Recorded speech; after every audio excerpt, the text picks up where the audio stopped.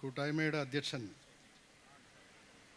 ശ്രീ മുഹമ്മദ് ഉണ്ണിയാജി അധ്യക്ഷവേദിയെ സാന്നിധ്യം കൊണ്ട് മാത്രം തന്നെ സമ്പന്നമാക്കുന്ന ബഹുമാന്യ വ്യക്തിത്വങ്ങളെ, ഇവിടെ സന്നിഹിതരായ സ്നേഹസമ്പന്നരായ സഹോദരി സഹോദരന്മാരെ, സുഹൃത്തുക്കളെ,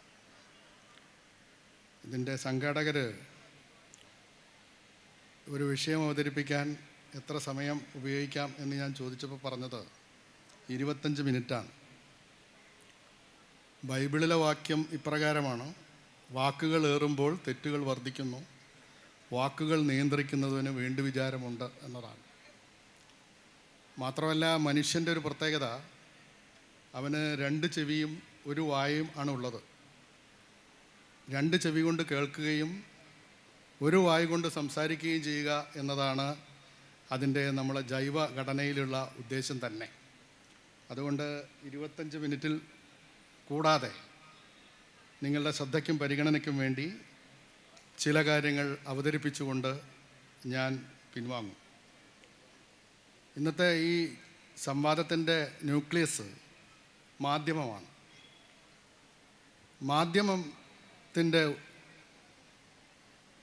ഉദ്യമം എന്താണ്, മാധ്യമത്തിൻ്റെ ധർമ്മം എന്താണ് എന്നാണ് നമ്മൾ പരിശോധിക്കുന്നത്. കേവലം ഒരു വാർത്താവിനിമയം നടത്തുക.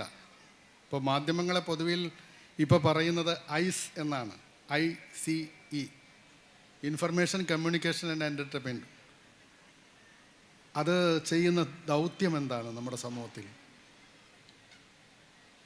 ആ ദൗത്യം എങ്ങനെ നിർവഹിക്കപ്പെടുന്നു നമ്മുടെ സമൂഹത്തിൽ എന്നതാണ് നമ്മുടെ ചർച്ചയുടെ കാതൽ. മാധ്യമങ്ങൾ ചെയ്യുന്നത് ഒരു കൺസെൻറ്റ് ഇൻഡസ്ട്രിയാണ്. നമ്മുടെ സമ്മതങ്ങൾ രൂപീകരിക്കലാണ് മാധ്യമങ്ങളുടെ പണി. ഇപ്പോൾ ഇവിടെ ഇരിക്കുന്ന എല്ലാ ആളുകളും സോപ്പ് തേച്ച് കുളിക്കുന്നവരാവും. ഞാനും അതെ. സോപ്പ് തേക്കുന്നതിന് ശാസ്ത്രീയമായൊരു അടിസ്ഥാനവും ഇല്ല. അടിസ്ഥാനം ഇല്ലെന്ന് മാത്രമല്ല, ലോകത്തെ പ്രധാനപ്പെട്ട ഡെർമറ്റോളജിസ്റ്റുകൾ, ത്വക്ക് രോഗ വിഷഗ്വരന്മാർ മുഴുവൻ പറയുന്നത് നിങ്ങൾ സോപ്പ് തേക്കേണ്ടതില്ല എന്നാണ്. എങ്കിലും നമ്മൾ സോപ്പ് തേക്കുന്നുണ്ട്. പ്രത്യേകിച്ചും കേരളീയൻ. 3% അല്പം കൂടുതൽ ജനസംഖ്യയുള്ള കേരളം ഇന്ത്യ രാജ്യത്തെ സോപ്പ് ഉൽപ്പാദനത്തിൻ്റെ 30% ഉപയോഗിക്കുന്നുണ്ട്. അത് നമ്മുടെ മാധ്യമ സാന്ദ്രതയുടെ പശ്ചാത്തലത്തിലാണ്. നമ്മളെക്കൊണ്ട് സോപ്പ് ഉപയോഗിപ്പിക്കുന്നത് ഈ പരസ്യം വഴിയാണ്. അപ്പോൾ പരസ്യം വഴി, ഇതിനെപ്പറ്റി മാർക്സ് വളരെ മുമ്പേ പറഞ്ഞു വച്ചിട്ടുണ്ട്. മുതലാളിത്തം ചരക്ക് ഉൽപ്പാദിപ്പിക്കുക മാത്രമല്ല ചെയ്യുക, ചരക്ക് അവർ ഉൽപ്പാദിപ്പിക്കും. സോപ്പ്, ചീപ്പ്, കണ്ണാടിയൊക്കെ ഉണ്ടാക്കും. സോപ്പും ചീപ്പും കണ്ണാടിയും മറ്റെല്ലാം ആയുധവും എല്ലാം ഉപയോഗിക്കുന്ന ഉപയോക്താക്കളെയും അവർ തന്നെയാണ് സൃഷ്ടിക്കുന്നത്. ഒരു സോപ്പ് ഉണ്ടാക്കിയാൽ ആ സോപ്പ് ഉപയോഗിക്കുന്നവനായി നമ്മളെ മാറ്റേണ്ടത് അവരുടെ ആശയമാണ്, അവരുടെ ഉദ്യമമാണ്. അല്ലാതെ ഒരു പരസ്യം നിഷ്കളങ്കമായി ഒരു പരസ്യമായി നിൽക്കുകയല്ല. വെന്ത ഇരുമ്പിൽ കൂടം വന്ന് വീഴുന്നത് പോലെ നമ്മുടെ മനസ്സിൽ വന്ന് നമ്മുടെ മനസ്സിനെ പക്വമാക്കി നമ്മുടെ മനസ്സിനെ അതിന് അനുകൂലമാക്കി മാറ്റുക എന്നതാണ് ഈ പരസ്യത്തിൻ്റെ അടിസ്ഥാനം. അഡിദാസ് കമ്പനി അവരുടെ ഉൽപ്പാദന ചെലവിൻ്റെ 1/3 തൊഴിലാളിക്ക് കൂലി കൊടുക്കുന്നത്. 1/3. അഡിദാസ് കമ്പനി സ്പോർട്സ് ബാഗൊക്കെ ഉണ്ടാക്കുന്ന വലിയ കമ്പനിയാണ്. അതിൽ അവർ ഭൂരിഭാഗം കൊടുക്കുന്നത് പരസ്യത്തിനാണ്. മൈക്കിൾ ജോർഡാൻ എന്നു പേരുള്ള ബാസ്കറ്റ് ബോൾ പ്ലെയർക്ക് അവരുടെ 20% തുക നീക്കി വച്ചിരുന്നു. ഞാനതിൻ്റെ വിശദാംശങ്ങളിലേക്ക് പോകുന്നില്ല. അപ്പോൾ ഒരു ചരക്ക് നിങ്ങളെക്കൊണ്ട് സമ്മതിപ്പിച്ച് സ്വീകരിപ്പിക്കൽ മാത്രമല്ല, ഒരാശയം നിങ്ങളെക്കൊണ്ട് സ്വീകരിപ്പിക്കുന്നതും മാധ്യമത്തിൻ്റെ ധർമ്മമായി മാറി എന്ന് നമുക്ക് കാണാൻ കഴിയും. അതിനെ പറ്റിയിട്ട് മാർക്സിൻ്റെ ഒരു പ്രസിദ്ധമായ ഉദ്ധരണിയുണ്ട്. ഒരു ഭരണകൂടത്തിന് നിലനിൽക്കാൻ പോലീസും പട്ടാളവും കോടതിയും ഭരണഘടനയും വ്യവസ്ഥയും മാത്രം പോരാ. എന്തു വേണം? മനസ്സുകളെ കീഴടക്കാൻ കഴിയണം. മനസ്സുകളെ കീഴടക്കുക എന്നതാണ് ആരുടെ ദൗത്യം? മാധ്യമങ്ങളുടെ ദൗത്യം. ഇപ്പം എൻ്റെ കയ്യിലൊരു ആയുധമുണ്ടെങ്കിൽ ആ ആയുധം എൻ്റെ താല്പര്യമാണ് സംരക്ഷിക്കുക. എൻ്റെ കയ്യിലൊരു കത്തിയുണ്ട്. ആ കത്തി കൊണ്ട് ആപ്പിൾ മുറിക്കണോ അതല്ല ഒരാളെ കുത്തിക്കൊല്ലണമോ എന്ന് തീരുമാനിക്കുന്നത് ഞാനാണ്. അപ്പോൾ ഈ മാധ്യമം എന്ന് പറയുന്ന മനസ്സുകളെ കീഴടക്കുന്ന, സമ്മതങ്ങൾ ഉൽപ്പാദിപ്പിക്കുന്ന കൺസെൻറ്റ് ഫാക്ടറി ഉപയോഗിച്ചുകൊണ്ട് അവർ നിർവഹിക്കുന്നത് ഈ മാധ്യമങ്ങളുടെ ഉടമസ്ഥൻ്റെ താല്പര്യമാണ്. എന്താ ലോകത്തെ മാധ്യമങ്ങളുടെയൊക്കെ സ്ഥിതി? ഇപ്പോൾ മാധ്യമങ്ങളുടെ ഒരു പ്രവണത അവ പരസ്പരം ലയിച്ചുകൊണ്ടിരിക്കുകയാണ്. ഇപ്പം ടൈം എന്ന് പറയുന്ന ലോകത്തിലെ പ്രസിദ്ധമായ മീഡിയ ഉണ്ട്. ടൈമും വാർണറും കൂടി ലയിച്ചു. വാർണർ എന്ന് പറയുന്നത് സിനിമയുണ്ടാക്കുന്ന ഒരു മാധ്യമമാണ്. വാർണർ ബ്രദേഴ്സ്, ചെറുപ്പക്കാർക്ക് അറിയാം, ഇവിടെ ഇരിക്കുന്ന എത്ര പേർക്ക് അറിയുമെന്ന് എനിക്ക് അറിഞ്ഞുകൂടാ. വാർണർ ബ്രദേഴ്സ് എന്ന് പറഞ്ഞാൽ വളരെ പ്രസിദ്ധമായിട്ടുള്ള സിനിമാ നിർമ്മാണ കമ്പനിയാണ്. അവർ രണ്ടു കൂട്ടരിൽ ലയിച്ചു എന്ന് മാത്രമല്ല, ആ രണ്ടു കൂട്ടരിൽ ലയിച്ചതിനെ അമേരിക്കൻ ഓൺലൈൻ ലിമിറ്റഡ് കമ്പനി എന്ന് പറയുന്ന വേറൊരു കമ്പനി ഏറ്റെടുത്തു. വാൾട്ട് ഡിസ്നിയും മാർവലും ലയിച്ചു. അതിനിപ്പോൾ നമ്മുടെ മെർഡോക്ക് ഏറ്റെടുക്കാൻ പോവുകയാണ്. ഏറ്റെടുത്തിട്ടുണ്ടാവും ഇപ്പോൾ ചിലപ്പോൾ. നിങ്ങൾക്കറിയാം, ഇപ്പോൾ ട്രംപ് എന്ന് പറയുന്നയാളെ ജയിപ്പിക്കുന്നതിൽ പ്രധാന പങ്ക് വഹിച്ചയാൾ എലോൺ മസ്ക് എന്ന് പറയുന്ന ഒരാളാണ്. എലോൺ മസ്കിൻ്റെ 6 കമ്പനികളിൽ 5 കമ്പനികളെക്കുറിച്ച് നമുക്ക് നിശ്ചയമുള്ളൂ. ടെസ്ല മോട്ടോഴ്സൊക്കെ നമുക്കറിയാം. പക്ഷേ അവരുടെ AI കമ്പനി $40 ബില്യൺ ആസ്തിയുള്ള കമ്പനിയാണ്. ആ കമ്പനി AI സാങ്കേതിക വിദ്യ ഉപയോഗിച്ചുകൊണ്ട് മനുഷ്യനെ എങ്ങനെ മാറ്റി ട്രംപിനെ എങ്ങനെ വിജയിപ്പിക്കാം, എങ്ങനെ പണം മുടക്കാം എന്നതാണ് അവർ തീരുമാനിച്ചത്. ഇത് നമുക്ക് നമ്മുടെ നാട്ടിൽ എങ്ങനെയാണ് എന്ന് കാണാൻ കഴിയും. ഫുക്കോ എന്ന് പറയുന്ന ഒരാൾ അമേരിക്കയിലുണ്ടായിരുന്നു. അദ്ദേഹത്തിൻ്റെ പ്രധാനപ്പെട്ട സിദ്ധാന്തമാണ് സ്വത്വവാദം എന്ന് പറയുന്നത്. നമ്മുടെ സമൂഹത്തിൽ എല്ലാവരും ഒരുപോലെയല്ല. എല്ലാവരും ഒരുപോലെ അല്ലാത്തത് എന്തുകൊണ്ടാണ്? അഡാനിയും ഞാനും ഒരുപോലെയല്ല. അഡാനി വലിയൊരു കമ്പനിയുടെ ഉടമസ്ഥനാണ്, ഞാനൊരു സാധാരണക്കാരനാണ്. അപ്പോൾ സമൂഹത്തിൽ കമ്മ്യൂണിസ്റ്റുകാർ എല്ലാ കാലത്തും വിശ്വസിക്കുന്നത് സമൂഹത്തിൽ 2 വർഗമേ ഉള്ളൂ. എന്താ വർഗം? പണിയെടുക്കുന്ന ഒരു വർഗവും പണിയെടുപ്പിക്കുന്ന ഒരു വർഗവും, ഒരു നിസ്സവർഗവും ഒരു സമ്പന്ന വർഗവും. അതാണ് കമ്മ്യൂണിസത്തിൻ്റെ അടിസ്ഥാനം. ഫുക്കോ പറയുന്നത് ഇത് സാധ്യമല്ല. ഫുക്കോ പറയുന്നത് സ്വത്വവാദമാണ് നിലവിലുള്ളത്. സ്വത്വങ്ങളാണ് സമൂഹത്തിൽ, സ്വത്വങ്ങളുടെ ധ്രുവീകരണമാണുള്ളത്. എന്താ സ്വത്ത് എന്ന് പറഞ്ഞാൽ? പലതരത്തിലുള്ള സ്വത്വമുണ്ട്. ഇപ്പോൾ ഒരു ചെത്തുകാരൻ, അയാൾ ചെത്താണ് അയാളുടെ പണി, പക്ഷേ അയാളുടെ ജാതി ഈഴവനാണ്. അപ്പോൾ ചെത്തുകാരനെ ഞങ്ങൾ പഠിപ്പിക്കുക, നിങ്ങൾ ചെത്തുകാരനാണ്, അതൊരു തൊഴിലാളിയുടെ ഏർപ്പാടാണ് എന്ന് പറയും. സ്വത്വവാദികൾ പറയുന്നത് നിങ്ങൾ ചെത്തുകാരൻ മാത്രമല്ല, നിങ്ങളൊരു ഈഴവനാണ് എന്ന് പഠിപ്പിക്കുന്നു. കന്നുമുട്ടുന്ന ഒരാളുണ്ട്, അയാളൊരു കർഷക തൊഴിലാളിയാണ്, ആ വർഗത്തിൽപ്പെട്ട ആളാണ്. നിങ്ങൾ കർഷക തൊഴിലാളിയല്ല, നിങ്ങൾ ചെറുമനാണ് എന്ന് അയാളെ പഠിപ്പിക്കുന്നു. മീൻ പിടിക്കുന്ന ഒരാളുണ്ട്, ആ മീൻ പിടിക്കുന്ന ആളോട് നിങ്ങളൊരു മീൻ പിടിക്കുന്ന ആളല്ല, നിങ്ങൾ ഒരു ഇസ്ലാമാണ് എന്ന് പഠിപ്പിക്കും. അപ്പോൾ ജാതി സ്വത്വങ്ങൾ, മതസ്വത്വങ്ങൾ, പ്രാദേശിക സ്വത്വങ്ങൾ, വംശസ്വത്വങ്ങൾ, വർണ്ണസ്വത്വങ്ങൾ, ഇങ്ങനെ പലതുമുണ്ട്. കറുത്തവൻ, വെളുത്തവൻ, ഇങ്ങനെ പലതുമുണ്ട്. ഇവനൊക്കെ ഓരോ വർഗപ്രശ്നങ്ങളുണ്ട്. ഇപ്പം അമേരിക്കയിലെ നീഗ്രോ അതൊരു വർണ്ണപ്രശ്നം മാത്രമല്ല, അതൊരു വർഗപ്രശ്നമാണ്. ഈ ആളുകൾ ഒക്കെ സാധാരണക്കാരാണ്. മലബാറിലെ കളക്ടറായിരുന്ന വില്യം ലോഗൻ മലപ്പുറത്തെ കുറിച്ചിട്ട് എഴുതി വച്ചിട്ടുണ്ട്. അദ്ദേഹം മലപ്പുറത്ത് എഴുതി വെച്ചത് എങ്ങനെയാ അറിയോ നിങ്ങൾക്ക്? വില്യം ലോഗൻ സാഹിബ് പറഞ്ഞു, ഞാൻ മലപ്പുറം എന്നല്ല അദ്ദേഹം ഉപയോഗിച്ച പേര്, ഇവിടെ സന്ദർശിച്ചു. അവിടെയുള്ള മാപ്പിളമാർ എന്ന് പറഞ്ഞൊരു വിഭാഗമുണ്ട്. അവരെല്ലാം കൃഷിക്കാരാണ്. എന്നാൽ പടിഞ്ഞാറൻ മേഖലയിൽ പരപ്പനാട് പോയപ്പോൾ, പരപ്പനാട് എന്ന് പറഞ്ഞാൽ പരപ്പനങ്ങാടിയാണ്, പോയപ്പോൾ മത്സ്യം പിടിക്കുന്ന മുസ്ലിങ്ങളെയും കണ്ടു. അതൊരു വർഗപ്രശ്നമാണ്. വർഗപരമായി സംഘടിപ്പിക്കുന്നതിനപ്പുറം സ്വത്വവാദപരമായി സംഘടിപ്പിക്കുക എന്ന ആശയം ആരുടെയാ? ഫുക്കോൻ്റെ ആശയമാണ്. ഫുക്കോൻ്റെ ആശയം ആരുടെയാ? ലോക മുതലാളിത്തത്തിൻ്റെ, സാമ്രാജ്യത്തിൻ്റെ ആശയമാണ്. നമ്മുടെ നാട്ടിൽ ഇപ്പോൾ വാങ്ങാൻ കിട്ടുന്നൊരു പുസ്തകമുണ്ട്. ആ പുസ്തകത്തിൻ്റെ പേര് ഡേഞ്ചറസ് പ്ലേസ് എന്നാണ്. അത് എഴുതിയ ആൾ ഇന്ത്യയിലെ വിമോചന സമരകാലത്ത് ഇന്ത്യയിലെ അംബാസഡറായിരുന്ന മൊയ്നിഹാൻ എന്ന് പറയുന്ന ആളാണ്. മൊയ്നിഹാൻ ഡേഞ്ചറസ് പ്ലേസ് എന്ന് പറയുന്ന സ്ഥലം ഏതാറിയുന്നക്ക് കേരളമാണ്. എന്തുകൊണ്ട് കേരളം? കേരളത്തിൽ ജന്മിത്തം അവസാനിപ്പിക്കാനും ലേബർ നിയമങ്ങൾ ഉണ്ടാക്കാനും ആളുകൾക്ക് സാർവത്രിക വിദ്യാഭ്യാസം കൊടുക്കുന്ന തരത്തിലുള്ള ഒരു ഗവൺമെൻറ് വന്നു. ആ ഗവൺമെൻറ്റിനെ തകർക്കാൻ കേരളത്തിലെ മാധ്യമങ്ങൾക്ക് ഞങ്ങളൊരാശയവും ഞങ്ങൾ പണവും കൊടുത്തു എന്നാണ് ആര് പറയുന്നത്? മൊയ്നിഹാൻ. മനോരമ അതിൽ ധാരാളം പണം കിട്ടിയ പത്രമാണ്.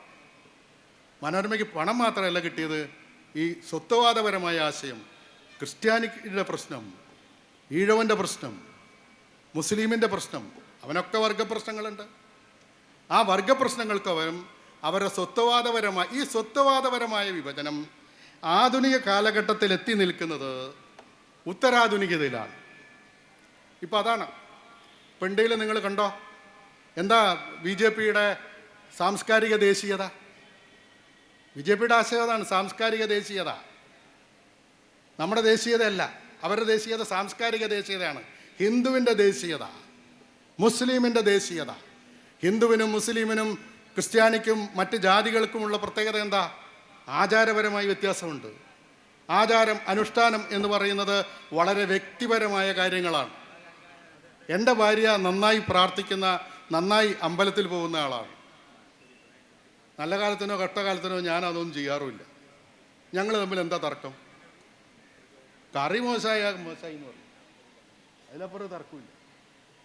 അതുകൊണ്ട് ഈ അമ്പലത്തിൽ പോകണ്ട എന്ന് ഞാൻ പറയും. EMS, മഹാനായ EMSൻ്റെ ഭാര്യ ആര്യ അന്തർജനം പഴനി പോയപ്പോൾ EMS അനുധാവനം ചെയ്യുകയും പഴനിയിലെ ഗസ്റ്റ് ഹൗസിൽ അദ്ദേഹം വിശ്രമിക്കുകയും അദ്ദേഹത്തിൻ്റെ ഭാര്യ പഴനിയിൽ ദർശനം നടത്തി തിരിച്ചു വരികയും ചെയ്തു. എന്താ ആചാരത്തിന് തടസ്സം? ആചാരത്തിന് തടസ്സമില്ല. എന്നാൽ എന്തുണ്ട്? വർഗപ്രശ്നങ്ങളിൽ പല കാര്യങ്ങളുമുണ്ട്. ഒരു മുതലാളിയെ സംബന്ധിച്ചിടത്തോളം തീരെ കൂലി കൊടുക്കാതെ ഒരാളെ കൊണ്ട് പണിയെടുപ്പിക്കാൻ പറ്റുമോ എന്നാണ് ആൾ ചിന്തിക്കുക. തൊഴിലാളി എന്താ ചിന്തിക്കുക?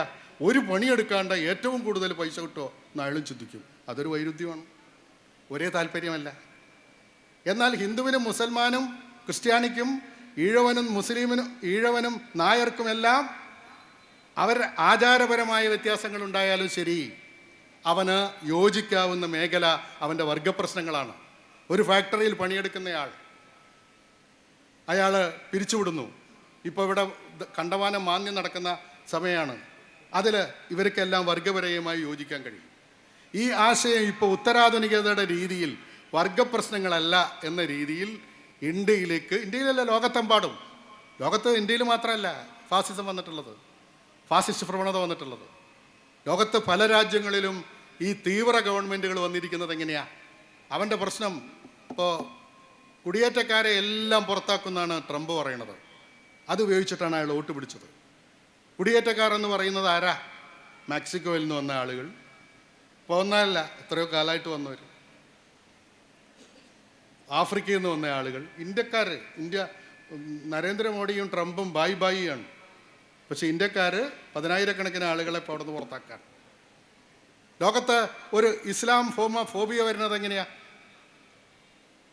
ഹിറ്റ്ലർ ആ സ്ഥലം പിടിച്ച ഹിറ്റ്ലർ ഒരു സ്വത്വവാദത്തിലൂടെയാണ് അവിടെ അധികാരം പിടിച്ചത്. ഹിറ്റ്ലറുടെ സ്വത്വവാദം എന്താ? ആര്യന്മാരാണ് ഞങ്ങൾ. ആര്യന്മാരല്ലാത്തവരാരാ? ജൂതന്മാരാണ്. അതുകൊണ്ട് ജൂതന്മാരെ കൊന്നെടുക്കണം. ജൂതന്മാർക്ക് ഗ്യാസ് ചേംബർ, ആര്യന്മാർക്ക് ഭരണകൂടം. അത് പറഞ്ഞുകൊണ്ടാണ് ഹിറ്റ്ലർ അവിടെ വലിയ തരത്തിലുള്ള അസംതൃപ്തി ഗവൺമെൻറ്റിനെതിരെ, പട്ടിണി, ദാരിദ്ര്യം ഒക്കെ വന്ന സമയത്ത് ഈ സ്വത്വവാദപരമായ കാര്യങ്ങൾ പ്രചരിപ്പിച്ചുകൊണ്ടാണ് ഹിറ്റ്ലർ അവിടെ അധികാരത്തിലേറിയത് എന്ന് ചരിത്രം പരിശോധിക്കുന്ന ആർക്കും കാണാൻ കഴിയും. ഇന്ത്യയുടെ പ്രശ്നം അത് തന്നെയാണ്. ഇന്ത്യയിൽ പ്രശ്നം ധാരാളമുണ്ട്. നമ്മൾ ഉത്തരേന്ത്യയിലൂടെ ഒരു തീവണ്ടിയിൽ, ഉത്തരേന്ത്യയിലൊന്നും പോണ്ട, ആന്ധ്രയിലൂടെ പോയാലും കാണാം, തെരുവിലൂടെ ഒരു തീവണ്ടിയിൽ യാത്ര ചെയ്ത് ഇടത്തോട്ടും വലത്തോട്ടും നോക്കിയാൽ കണ്ണ് നിറയാത്ത ഒരു മനുഷ്യനും ഉണ്ടാവില്ല. ആരെങ്കിലും ഉണ്ടാവും? മനുഷ്യത്വത്തിൻ്റെ ഒരു അംശം തൻ്റെ ഹൃദയത്തിൻ്റെ ഏതെങ്കിലും കോണിലുണ്ടെങ്കിൽ അവൻ്റെ കണ്ണ് നനഞ്ഞു പോവും. കാണാം, ഇത് ദിഗംബരന്മാരായ കുട്ടികൾ, പെൺകുട്ടികളും ആൺകുട്ടികളും ഒരു ടാർപോളിനല്ല, എന്തെങ്കിലും ഒരു പ്ലാസ്റ്റിക്കിൻ്റെ സാധനം വെച്ച് 4 കാല് കുത്തി അതിൽ കിടന്ന് അവരുടെ ശൗചവൃത്തികളെല്ലാം ഈ പ്ലാറ്റ്ഫോമിൻ്റെ അടുത്തുള്ള ട്രാക്കുകളിൽ നിർവഹിക്കുന്ന ആളുകൾ, 3 നേരം കൂടുമ്പോൾ 1 നേരം ഭക്ഷണം കഴിക്കുന്നവർ. ഇന്ത്യ രാജ്യത്ത് ഒറീസ എന്ന് പറഞ്ഞ ഒരു രാജ്യവും ഒറീസയിൽ കലഹന്തി, മധുബാനി എന്നൊക്കെ പറയുന്ന ചില ജില്ലകളുമുണ്ട്. അവിടെ പോവർട്ടി ടൂറിസം നടക്കുന്ന സ്ഥലമാണ്.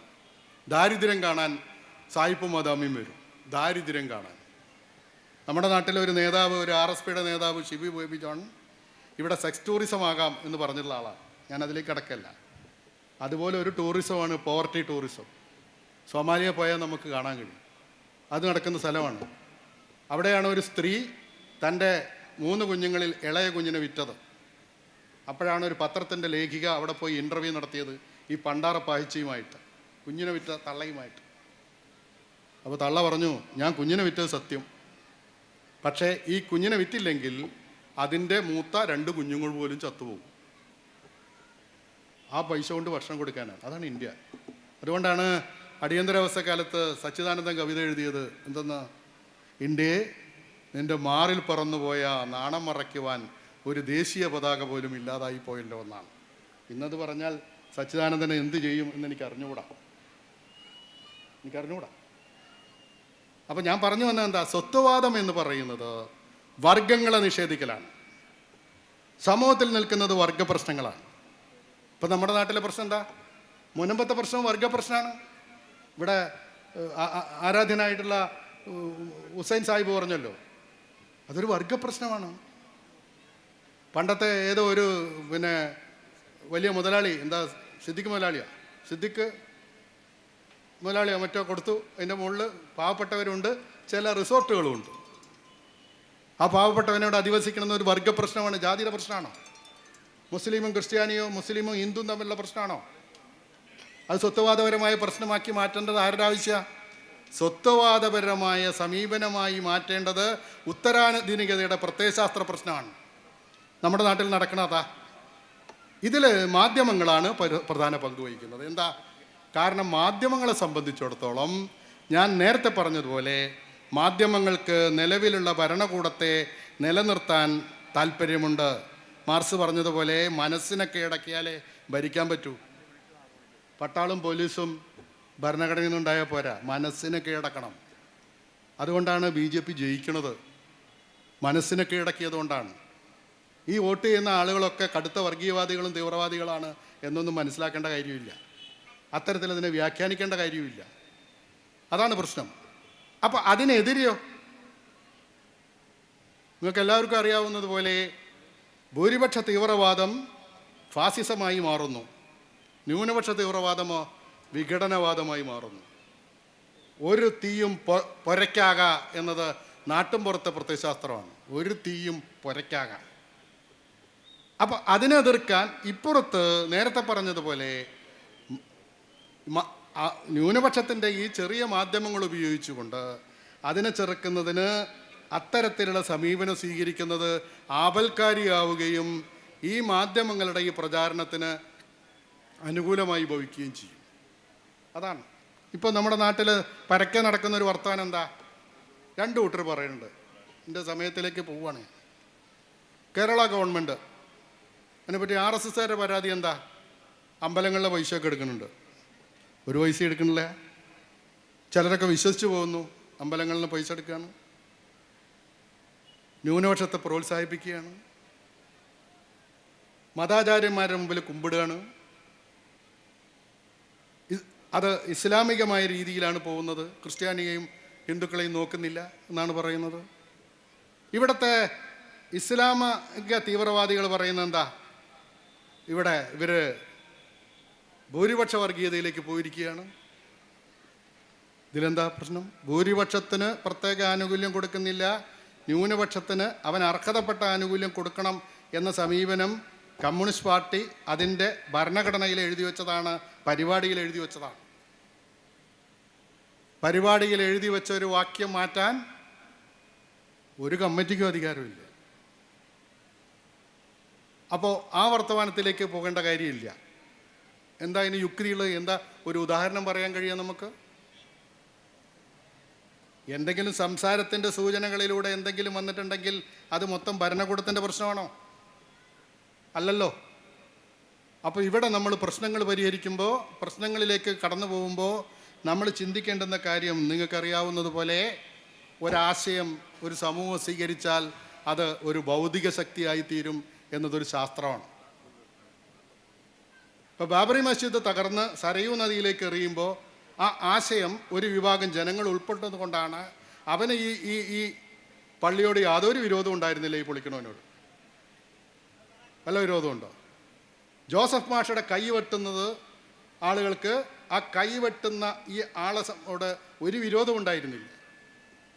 അവരുടെ ആശയം ഭൗതിക ശക്തിയായി മാറിയപ്പോഴാണ് കൈവെട്ടുന്നതും പള്ളി പൊളിക്കുന്നതും.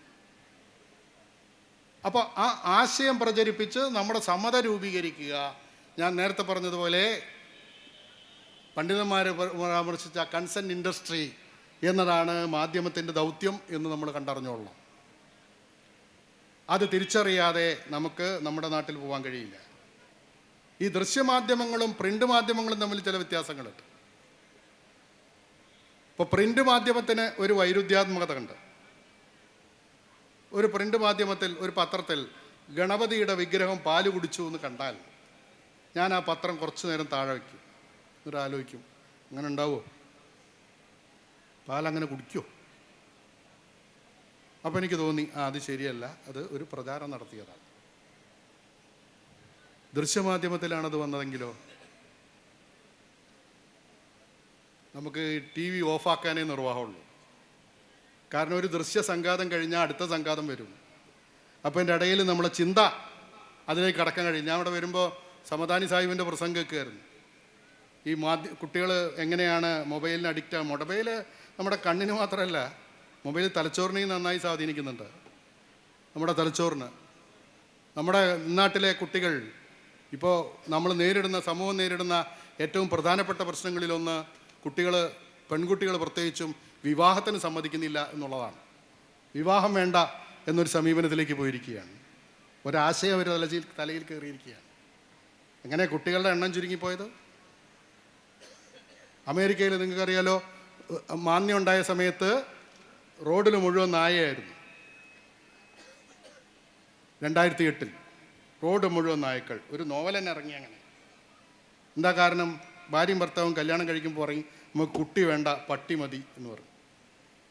കുട്ടിയെ വളർത്തണ്ട, പട്ടി നമുക്ക് നോക്കിയിരിക്കാം, പട്ടിയോട് നല്ല സ്നേഹമൊക്കെ പറഞ്ഞിരിക്കാം. റിസപ്ഷൻ വന്നപ്പോഴോ ഒരു കുട്ടിയെ പോറ്റുന്നേക്കാളും ചെലവ് വന്നു പട്ടിയെ നോക്കാൻ. ആ പട്ടിയെ മുറ്റത്തേക്ക് വിട്ടു. അങ്ങനെ പട്ടികളുടെ ഒരു ലോകം ചിക്കാഗോയിലും സിൽവർ വാലിയിലും ടെക്സാസിലൊക്കെ. അതിതാണ് എങ്ങനെയാണ് നമ്മുടെ തലച്ചോറിനെ ഇവർ കസ്റ്റഡിയിലെടുക്കുന്നത് നമ്മൾ കാണാം. നമ്മുടെ കുട്ടികൾ, നിങ്ങൾക്കറിയാം, മെസ്സിയുടെ ചിത്രം അങ്ങനെ വയ്ക്കും. എനിക്കതിൽ പറ്റില്ല. ഞാൻ ചെറുപ്പത്തിൽ ഫുട്ബോൾ കളിച്ചിരുന്ന ഒരാളാണ്, ഒരുമാതിരി മുതിർന്നു വരുന്നവർ. പക്ഷെ കുട്ടികളോട് പറഞ്ഞു പഠിപ്പിക്കുന്ന എന്താ? മാധ്യമങ്ങൾ, നിങ്ങൾ സമകാലിക സാമൂഹ്യ സമസ്യകളോട് കണ്ണു തുറക്കരുത്. അതിനോട് ആന്ധ്യവും ആലസ്യവും പുലർത്തണം. ജീവിതം കളിയാണ് എന്നുവെച്ചാൽ കളി കാര്യമാവുകയും കാര്യം കളിയാവുകയും ചെയ്യുന്നു.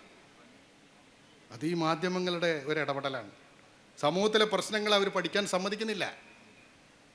അവരനുഭവം കളിയിലേക്ക് പോവുകയാണ്. കളിയാണ് മുഖ്യം എന്ന് പറയുന്നു. തൊട്ടപ്പുറത്തെ വീട്ടിലൊരു കുട്ടി കിണറ്റിൽ വീണാൽ അതിലേറെ പ്രധാനം ഇവൻ സെഞ്ചുറി അടിക്കുമോ എന്ന നിലപാടിലേക്ക് ഒരു കുട്ടി എത്തുന്നുണ്ടെങ്കിൽ എന്തുമാത്രം അവനിൽ ഈ മാധ്യമങ്ങൾ സ്വാധീനം ചെലുത്തി എന്ന് നിങ്ങൾ കണ്ടാൽ മതി. ഏത് ഉപകരണവും മനുഷ്യൻ്റെ കയ്യിലെ താല്പര്യം സംരക്ഷിക്കും. ഞാൻ നേരത്തെ പറഞ്ഞല്ലോ, കത്തി കറിക്ക് നുറുക്ക, ആളെ കൊല്ലും ചെയ്യും. ഈ ആരാണിത് കൈകാര്യം ചെയ്യുന്നതെന്നാണ്. അപ്പോൾ സ്വത്വവാദം, ഉത്തരാധുനികത ചെയ്യുന്നത് മനുഷ്യനെ അവൻ്റെ കാര്യങ്ങളിൽ നിന്ന് മാറ്റുകയും കളിയിലേക്ക് എത്തിക്കുകയും ചെയ്യുക എന്നാണ്. അപ്രകാരം എത്തിച്ചാൽ നാട്ടിൽ നടക്കുന്ന സാമൂഹ്യ സമസ്യകൾ പലതുമുണ്ട്. പട്ടിണിയുണ്ട്, ദാരിദ്ര്യമുണ്ട്, തൊഴിലില്ലായ്മയുണ്ട്, അസമത്വങ്ങളുണ്ട്, പലതുമുണ്ട്. അത് നിങ്ങൾ അറിയേണ്ടതില്ല എന്ന് ഒരു മാധ്യമ സംസ്കാരം ഉണ്ടാക്കുന്നത് മുഖ്യധാരാ മാധ്യമങ്ങളാണ്. എന്നാൽ അതിനെ എതിർക്കേണ്ടുന്ന, നേരത്തെ പറഞ്ഞ നമ്മുടെ ചെറിയ ചെറിയ മാധ്യമങ്ങൾ മറ്റു തരത്തിലുള്ള അവരുടെ സ്വത്വവാദപരമായ പ്രശ്നങ്ങൾ അവതരിപ്പിക്കുന്നത് തീർച്ചയായും ഈ ഭൂരിപക്ഷ സ്വത്വത്തിനെ അനുകൂലിക്കുന്ന രീതിയിലായി പോകും എന്ന് പഠിച്ചേക്കണം. കാരണം തീ കൊണ്ട് തീ കെടുത്താൻ കഴിയില്ല എന്നുള്ളത് പോലെ തന്നെ. അതുകൊണ്ട് ഇത്രയും കാര്യങ്ങൾ എനിക്ക് അനുവദിച്ച സമയത്ത് നിന്നുകൊണ്ട് നിങ്ങളുടെ ശ്രദ്ധയ്ക്കും പരിഗണനയ്ക്കും വേണ്ടി അവതരിപ്പിച്ചുകൊണ്ട് ഞാൻ എൻ്റെ വാക്കുകൾ പരിമിതപ്പെടുത്തുന്നു. ഒരു സംവാദം ഉണ്ടായാൽ അവസാനം വരെ ഇരിക്കേണ്ടത് സുജന മര്യാദയാണ്. പക്ഷേ വളരെ നിർഭാഗ്യവശാൽ അവിടെ തുടങ്ങിയപ്പോൾ വൈകി. ഞാൻ മുജീബിനോട് പറഞ്ഞിരുന്നു, എൻ്റെ സ്ഥാപനത്തിലെ ഒരാളുടെ സെൻഡ് ഓഫ് ഉണ്ടെന്ന് കൃത്യം 4 മണിക്ക്. അപ്പോൾ എനിക്കത് പങ്കെടുക്കാതിരിക്കുന്നത് വേറൊരു അനൗചിത്യമാവും എന്നുള്ളത് കൊണ്ട് നിങ്ങളോട് ക്ഷമ ചോദിച്ചുകൊണ്ട് എന്നെ പോകാൻ അനുവദിക്കുകയും വേണം.